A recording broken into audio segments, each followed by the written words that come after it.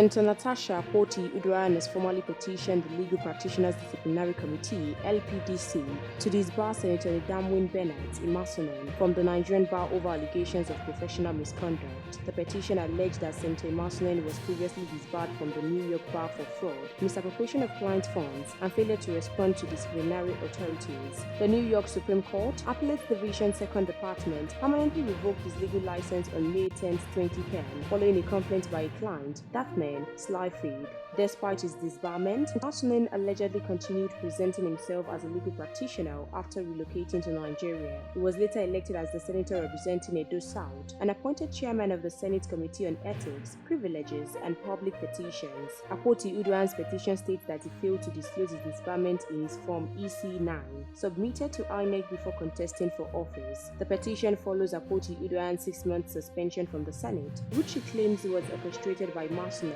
despite a court order restraining the Senate from investigating her. The Federal High Court in Abuja issued the interim order on March 4, 2025, but Imasuen and his committee proceeded, leading to a suspension on March 6, 2025. Akpoti Uduaghan accuses Imasuen of contempt of court and procedural bias, citing the Rules of Professional Conduct for Legal Practitioners 2023.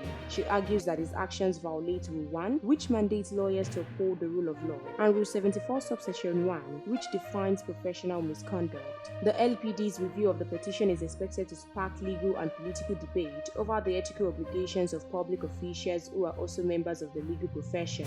You can as well drop your opinion in the comment box section below. We'll continue to supply you more trending news updates and exclusive videos. Keep watching NaijaNews TV.